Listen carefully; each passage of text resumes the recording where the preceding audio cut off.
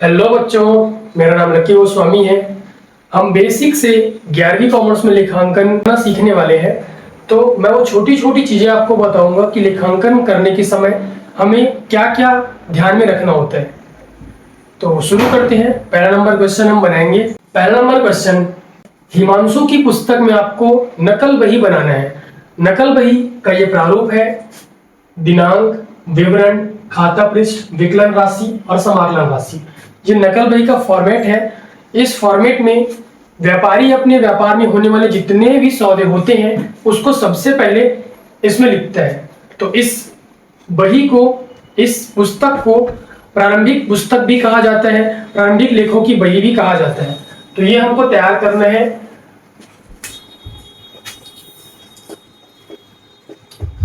हिमांशु की नकल बही, हमें हिमांशु की नकल बही बनाना है। आपके डिस्प्ले में क्वेश्चन शो हो रहा होगा। सबसे पहला नंबर सौदा जो है वो है 2023 फरवरी 1 का रोकड़ से व्यापार प्रारंभ किया। रोकड़ से व्यापार प्रारंभ करेगा व्यापारी। मैंने पिछले वीडियो में बताया है, व्यापार को और व्यापारी को अलग अलग व्यक्ति मानना है। अलग अलग व्यक्ति मानते हुए हमें क्वेश्चन बनाना है। व्यापारी है, इसका नाम है हिमांशु। हिमांशु अपने व्यापार में पैसा लगाता है। तो आपके व्यापार में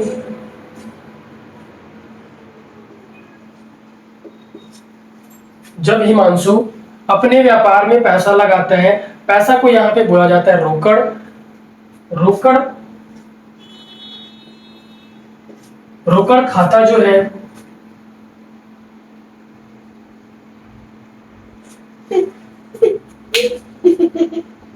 चुप चुप व्यापार को और व्यापारी को अलग अलग व्यक्ति मानना है। मैंने पिछले वीडियो में बताया था।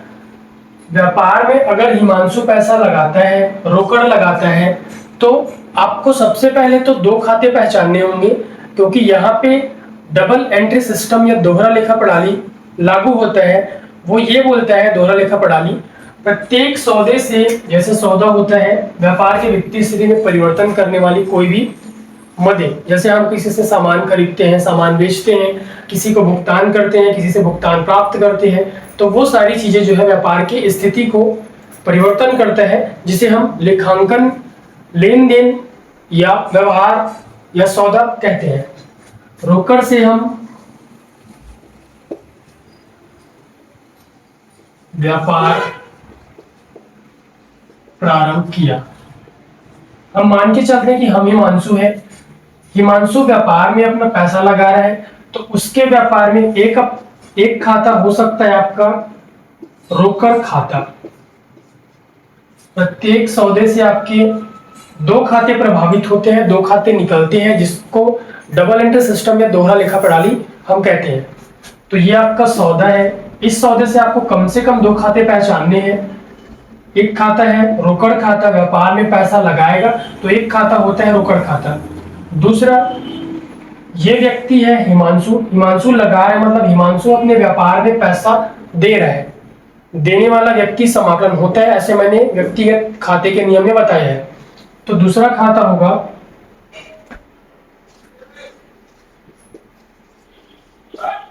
हिमांशु का खाता। हिमांशु खुद व्यापारी है और व्यापारी का प्रतिनिधि करने वाला मैंने नीचे खाता बताया था। व्यापार में पैसा लगाता है तो हिमांशु अपने नाम की जगह पूंजी खाता शब्द लिखता है, और अगर हिमांशु अपने व्यापार से पैसा निकालता है तो अपने नाम की जगह आहरण खाता लिखता है।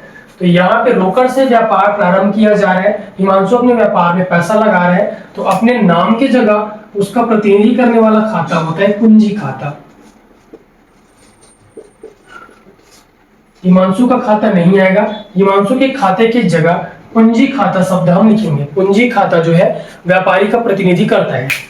अब हमने दो खाते पहचान लिए हैं। अब इन दोनों खातों का हमको एंट्री करना है। तो एंट्री करने के लिए इनका नियम देखते हैं। रोकड़ खाता जो है वास्तविक खाता के अंतर्गत आता है, और वास्तविक खाता का नियम ये कहता है मेरे व्यापार में कुछ सामान आता है, वस्तु आता है, तो उसको मैं विकलन करूंगा। मेरे व्यापार से वस्तु जाता है तो समाकलन करूंगा। हिमांशु अपने व्यापार में लगा रहा है, मतलब हिमांशु के व्यापार में पैसा आ रहा है, पैसा आ रहा है, रोकड़ आ रहा है, आने वाला वस्तु को व्यापारी विकलन करता है, तो रोकड़ को हम विकलन करेंगे। हिमांशु जो है व्यापारी है और व्यापारी देने वाला है। व्यक्तिगत खाते का नियम ये होता है, व्यक्ति अगर पाता है तो विकलन करते हैं, देता है तो समाकलन करते हैं। यहाँ पर हिमांशु जो है अपने व्यापार को पैसा दे रहे हैं, व्यापार में पैसा लगा रहा है, लगाने वाला हिमांशु है, और हिमांशु अपने नाम के जगह में पूंजी खाता यूज करता है, क्योंकि उसका प्रतिनिधि करने वाला पूंजी खाता है, लेकिन देने वाला व्यक्ति हिमांशु ही है। देने वाले व्यक्ति को हम यहाँ पे समाकलन करते हैं, तो पूंजी खाता को समाकलन करेंगे। इसकी हम जर्नल एंट्री देखिए तो वो होगी रोकड़ खाता विकलन करेंगे, पूंजी खाता को समाकलन करेंगे। अब इसको जर्नल में लिखते कैसे हैं वो देखते हैं, जिसको जर्नलाइजिंग करना कहते हैं। सबसे पहले आपको ईयर लिखना है, उसके बाद डेट लिखना है। 2023 जनवरी 1 का ये सौदा है, रोकड़ से व्यापार प्रारंभ किया, तो इसका हमने प्रविष्टि करना है, लेखांकन करना है, तो रोकड़ खाता को विकलन करेंगे, पूंजी खाता को समाकलन। अब इसको लिखते कैसे हैं, विकलन वाले को इधर कोने से चालू करते हैं, रोकड़ खाता, बीच में स्पेस देकर खाता पृष्ठ संख्या वाले कॉलम से चिपकाकर यहाँ पे विकलन लिखा जाता है। विकलन वाले को डेट वाले कॉलम के साथ चिपक के लिखा जाता है, और बीच में थोड़ा सा स्पेस देकर खाता पृष्ठ संख्या वाले कॉलम के साइड में विकलन लिखा जाता है। उसके बाद समाकलन वाले को पूंजी खाता को समाकलन करेंगे। समाकलन वाले को बीच से स्टार्ट किया जाता है, पूंजी खाता समाकलन हुआ है, समाकलन को यहाँ पर से लिखा जाता है, समाकलन नहीं लिखा जाता, समाकलन को से लिखा जाता है। तो विकलन वाले को दिनांक वाले कॉलम से चिपकाकर लिखा जाता है, बीच में स्पेस दिया जाता है। उसके बाद विकलन को खाता पृष्ठ संख्या वाले कॉलम से चिपकाकर लिखा जाता है। उसके बाद समाकलन वाले को पूंजी खाता से लिखा जाता है, समाकलन नहीं लिखा जाता, और सामने थोड़ा सा स्पेस दिया जाता है। इस प्रकार हम जर्नलाइजिंग करते हैं, एंट्री करते हैं। उसके बाद नीचे में आपको एक नरेशन देना होता है, रोकड़ से व्यापार प्रारंभ किया, रोकड़ से व्यापार प्रारंभ किया। जो क्वेश्चन होता है जो आपने यहाँ पे जर्नल किया है उसके बारे में नीचे आपको बताना होता है कि ऊपर प्रविष्टि आपने क्या किया है। ये आपकी प्रविष्टि है रोकड़ खाता विवरण पूंजी खाता से। आपने ये प्रविष्टि में किस बारे में किया है वो नीचे आपको ब्रैकेट में बताना होता है। इसको नरेशन कहा जाता है। उसके बाद इसको एक लाइन से बंद किया जाता है, सिर्फ विवरण वाला कॉलम। दिनांक, विवरण, ये खाता पृष्ठ संख्या है, ये विकलन राशि है, ये समाकलन राशि। तो आपको एक एंट्री होने के बाद ये विवरण वाला कॉलम बंद करना है। अब अमाउंट लिखना है। विकलन वाले राशि में हम यहाँ पे विकलन के सीधा लिखेंगे। यहाँ पे राशि दिया है 75,000। उसके बाद ये समाकलन हुआ है, समाकलन वाले के सीधा में इधर लिखेंगे 75,000। ये पहले सौदे की हमने जर्नल एंट्री कर ली है। इसको कहा जाता है जर्नल एंट्री करना। ये जितना हम बना रहे हैं ये आपका जर्नल है, नकल वही है। इसको रोजनामचा, दैनिक पंजी भी कहा जाता है। देखते हैं अगला सौदा क्या है।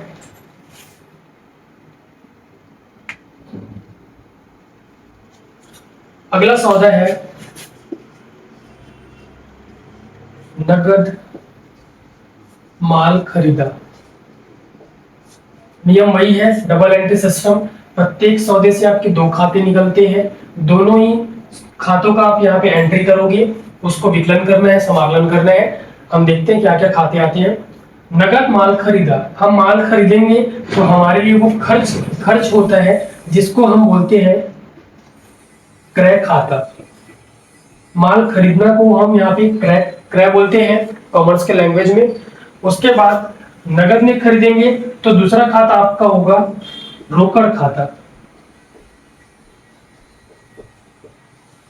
आपने सामान खरीदा और सामने वाले को पैसा दिया या भुगतान किया। नगद मतलब होता है हमने सामान खरीदा और सामने वाले को भुगतान किया। तो पहला खाता आपका हो जाएगा क्रय खाता। खरीदना को क्रय कहा जाता है। और तुरंत पेमेंट करेंगे तो हमारे व्यापार से पैसा जो है जाएगा। दो खाते हमने निकाल लिया। अब दोनों खातों को विकलन करना है, समाकलन करना है, ये देखते हैं। क्रय खाता जो है व्यापार खातों की सूची में नाम मात्र खाते के अंतर्गत आता है। तो क्रय खाता अगर हमारे लिए खर्च होगा तो उसको विकलन करेंगे, आय होगा या लाभ होगा तो समाकलन करेंगे। हम क्रय करते हैं तो हमारे लिए वो एक प्रकार का खर्च है। हम सामान खरीदते हैं तो हम पैसे का भुगतान करते हैं, मतलब हमारे लिए ये खर्च है। खर्च का खाता हम विकलन करते हैं तो क्रय खाता को यहाँ पे विकलन करेंगे। उसके बाद रोकड़ खाता जो है खातों की सूची में वास्तविक खाते के अंतर्गत आता है। वास्तविक खाते का नियम ये है, व्यापार में रोकड़ आएगा तो इसको विकलन करेंगे, व्यापार से रोकड़ जाएगा तो उसको समाकलन करेंगे। तो अगर हम सामान खरीदते हैं तो हम रोकड़ का भुगतान करेंगे, रोकड़ हमारे व्यापार से जाएगा, जाने वाला वस्तु जो है समाकलन होता है, तो रोकड़ को यहाँ पे हम समाकलन करेंगे।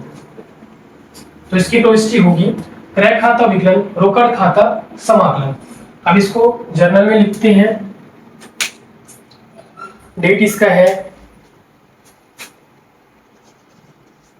फरवरी 7, ये फरवरी है,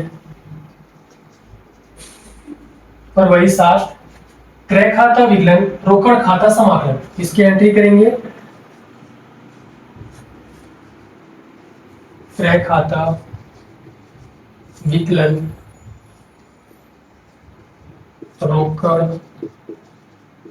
खाता से, ये इसकी प्रविष्टि होगी नगद माल खरीदा। यहां से इसको ऐसे बंद करते हैं। क्रय खाता विकलन हुआ है, विकलन में उसका राशि लिखते हैं। 10,000 का हमने सामान खरीदा है।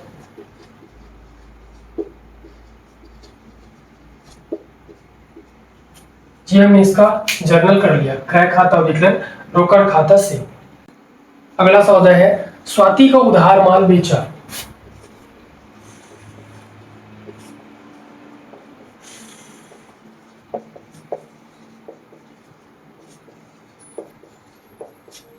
स्वाति को उधार माल बेचा, ये आपका सौदा है। सौदे से दो खाते हमको पहचानने होते हैं। स्वाति को उधार माल बेचेंगे तो बेचना एक प्रकार का विक्रय होता है, जिसको कॉमर्स के लैंग्वेज में विक्रय कहते हैं। विक्रय खाता, हमने एक खाता पहचान लिया। अब हम उधार में बेच रहे हैं। नगद बेचते, जैसे हमने यहाँ पे नगद खरीदा था तो हमने एक खाता तो रोकड़ खाता लिया था। अब यहाँ पे उधार है, उधार बेचेंगे तो उधार सौदे में व्यक्ति को हम ध्यान देते हैं, रोकड़ को ध्यान नहीं देते। अभी हम स्वाति को माल बेचेंगे तो एक खाता हम पहचान सकते हैं, ये होगा स्वाति। स्वाति का खाता, उधार सौदे में व्यक्ति को ध्यान दिया जाता है और नगद सौदे में इसी व्यक्ति के स्थान पर रोकड़ खाता आता। हमने दो खाता निकाल लिया, विक्रय खाता और स्वाति का खाता। अब देखते हैं विक्रय खाता जो है आपके नाम मात्र खाते में आता है। नाम मात्र खाते का नियम ये कहता है, अगर मेरे व्यापार को लाभ होता है तो उसको समाकलन करेंगे, खर्च या हानि होता है तो विकलन करेंगे। विक्रय करने से आपके व्यापार को लाभ होता है तो इसको आप समाकलन करोगे। उसके बाद स्वाति जो है एक व्यक्ति है और व्यक्ति के लिए व्यक्तिगत खाते का नियम फॉलो होगा। व्यक्तिगत खाते का नियम ये कहता है, पाने वाला व्यक्ति विकलन होता है और देने वाले व्यक्ति को समाकलन करते हैं। तो स्वाति को हम माल बेचेंगे, सामान बेचेंगे तो स्वाति हमारा माल पाने वाली होगी। पाने वाला व्यक्ति यहाँ पे विकलन होता है तो स्वाति को विकलन करेंगे। तो इसकी प्रविष्टि होगी स्वाति विकलन विक्रय खाता से। इसकी एंट्री करते हैं। फरवरी इसका डेट है 9 तारीख। स्वाति विकलन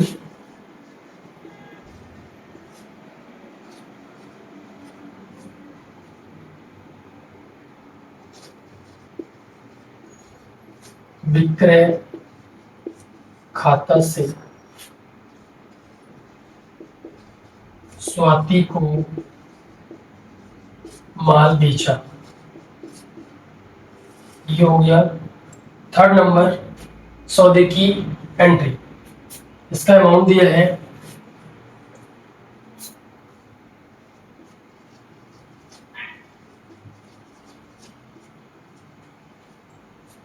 तो इस तरीके से हम इसका एंट्री करेंगे। अगला सौदा है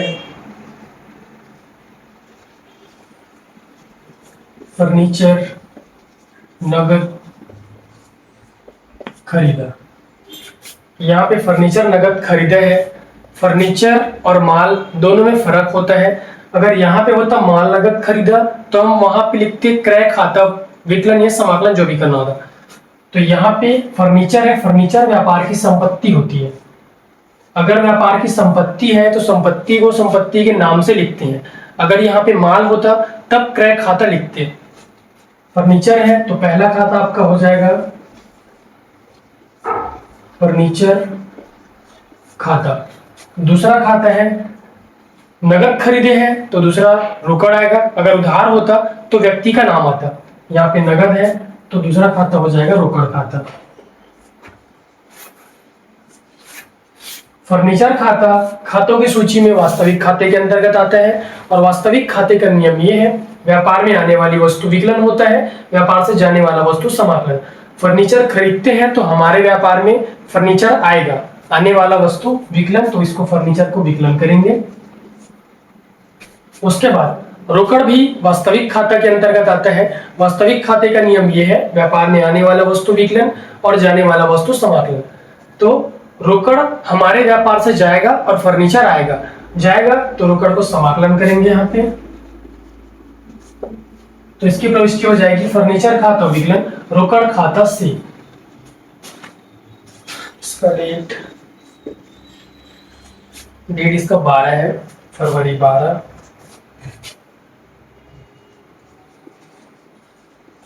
फर्नीचर खाता विकलन रोकड़ खाता से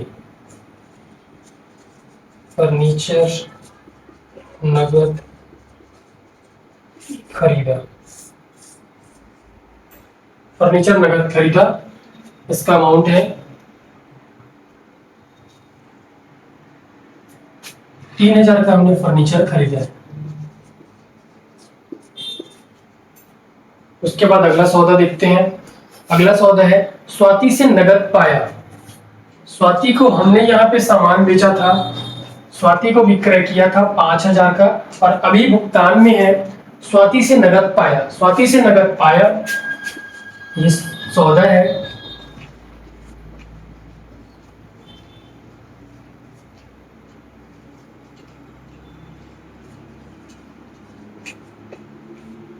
स्वाति से नगद प्राप्त किया।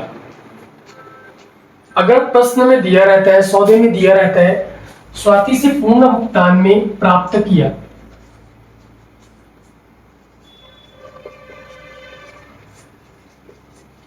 स्वाति से पूर्ण भुगतान में प्राप्त किया, तो प्राप्त करेंगे तो पहला खाता हमारे पास हो जाएगा रोकड़ खाता। स्वाति से भुगतान प्राप्त करेंगे तो हमारे व्यापार में रोकड़ आएगा, आने वाला वस्तु होता है विकलन, तो एक खाता हो जाएगा रोकड़ खाता। दूसरा खाता होगा आपका जिस भी इंसान से आप प्राप्त कर रहे हो वो इंसान आपको रोकड़ देगा, तो ये देने वाला व्यक्ति होगा। तो स्वाति जो है आपको पेमेंट करेगी।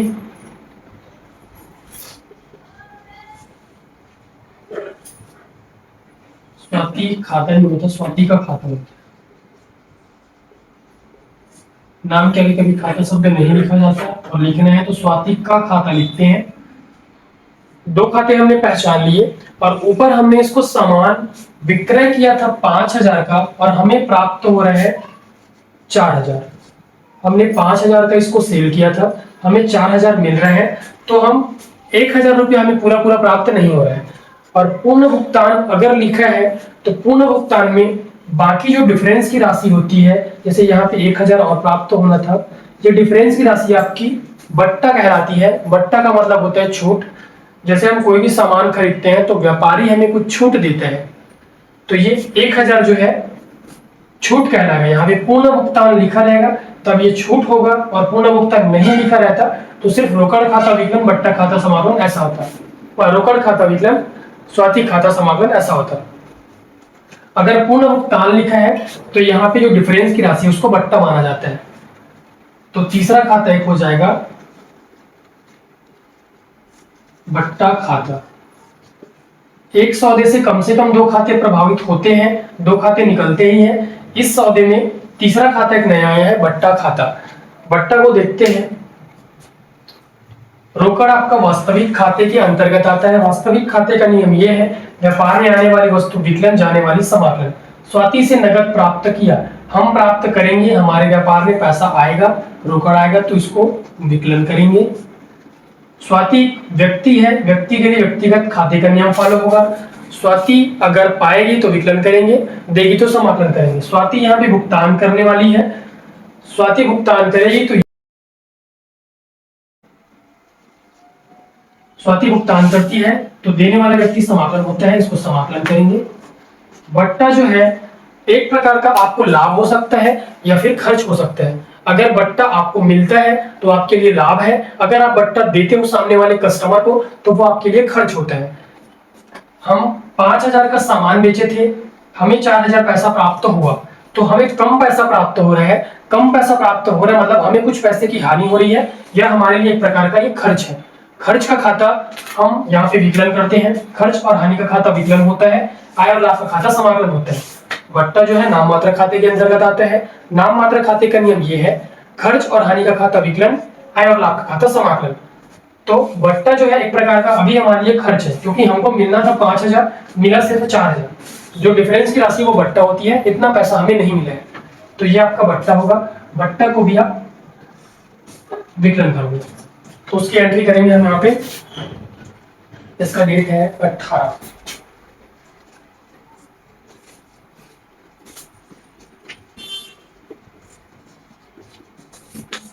रोकड़ खाता विकलन बट्टा खाता विकलन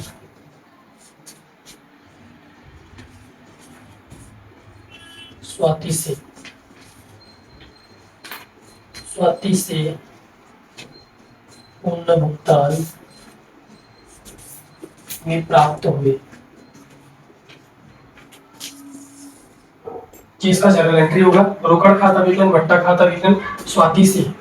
रोकड़ हमें प्राप्त हो रहा है, रोकड़ खाता विकलन होता है हमारे व्यापार में आने वाली वस्तु के लिए। तो हमारे व्यापार में 4000 आ रहा है, 4000 आ रहा है तो यहाँ पे 4000 विकलन साइड में लिखेंगे, क्योंकि रोकड़ खाता विकलन हुआ है, ये विकलन वाला कॉलम है 4000। 1000 बट्टा है, बट्टा आपके व्यापार के लिए खर्च होता है तो विकलन करते हैं, आय और लाभ होता है तो समाकलन करते हैं। अभी हमारे लिए खर्च है तो 1000 विकलन साइड में लिखेंगे। टोटल स्वाति हमें 5000 रुपये दी थी, क्योंकि हमने 5000 का उसको सामान बेचा था, तो इसकी जनरल एंट्री ऐसी होगी। उसके बाद अगला देखते हैं। अगला सौदा है किराया चुकाया। किराया चुकाया, किराया आपके नाम मात्र खाते में आता है, और नाम मात्र खाते में आता है तो एक खाता हम पहचान सकते हैं, ये किराया खाता। उसके बाद प्रत्येक सौदे से तो 2 खाते निकलते हैं, तो दूसरा खाता हमको देखना है। किराया चुकाया, किराया चुकाएंगे तो हमारे व्यापार से पैसा जाएगा, रोकड़ जाएगा। चुकाएंगे तो रोकड़ का भुगतान करते हैं, तो दूसरा खाता आपका हो जाएगा रोकड़ खाता। किराया खाता आपके नाम मात्र खाते के अंतर्गत आता है, और नाम मात्र खाते का नियम यह है, व्यापार में आने वाला खर्च और हानि होता है तो विकलन करते हैं, आय और लाभ होता है तो समाकलन। किराया हम चुकाएंगे तो हमारे व्यापार के लिए वो खर्च है, अगर हमें किराया प्राप्त होता तो लाभ होता। किराया चुकाएंगे तो ये हमारी खर्च है, खर्च का खाता होता है विकलन। रोकड़ वास्तविक खाता के अंतर्गत आता है। वास्तविक खाता का नियम यह है, व्यापार में आने वाली वस्तु विकलन, व्यापार से जाने वाली वस्तु समाकलन। हम चुकाएंगे तो रोकड़ हमारे व्यापार से जाएगा, जाने वाला वस्तु होता है समाकलन। तो इसका प्रविष्टि हम करेंगे किराया खाता विकलन रोकड़ खाता से। इसका डेट है 19।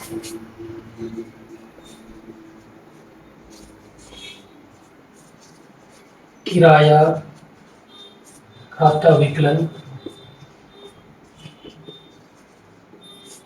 रोकड़ खाता से किराया चुकाया।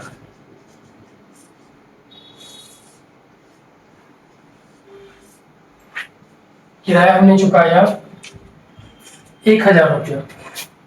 1,000 रुपया विकलन में लिखेंगे, 1,000 रुपया समाकलन में।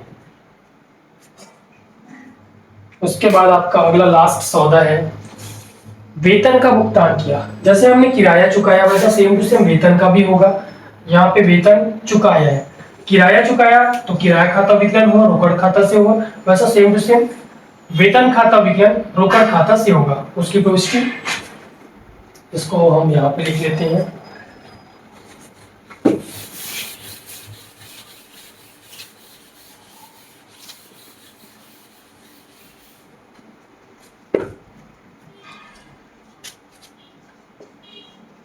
वेतन खाता विकलन रोकड़ खाता से वेतन का भुगतान किया। 1,500 रुपये का वेतन हम भुगतान कर रहे हैं।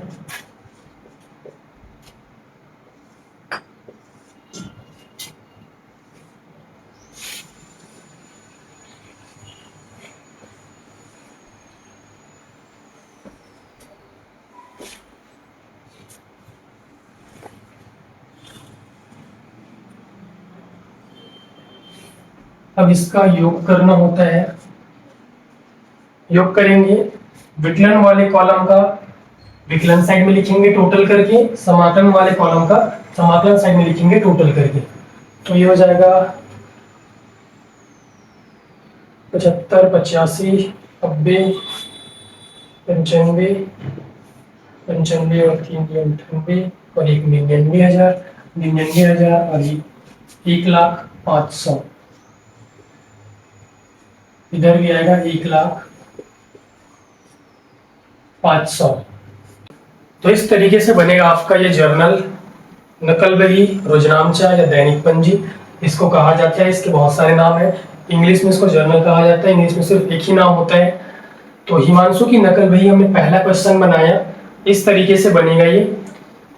प्रत्येक सौदे से आपको ये 2 खाते पहचानने होते हैं। कम से कम 2 खाते पहचानना ही है, 2 से ज्यादा भी हो सकता है। अभी हमने एक बट्टा वाले में देखा 3 खाते आए थे, रोकड़ खाता विकलन, बट्टा खाता विकलन, स्वाति से। तो व्यक्ति से रिलेटेड है अगर कोई खाता तो व्यक्तिगत खाते का नियम फॉलो करोगे। अगर कोई वस्तु या संपत्ति से संबंधित है तो उसके लिए वास्तविक खाते का नियम फॉलो होगा। और खर्च, हानि, आय और लाभ है तो उसके लिए नाम मात्र खाते का नियम फॉलो होता है। तो इस तरीके से बनेगा आपका ये जर्नल। पहला नंबर क्वेश्चन आपको समझ में आया होगा।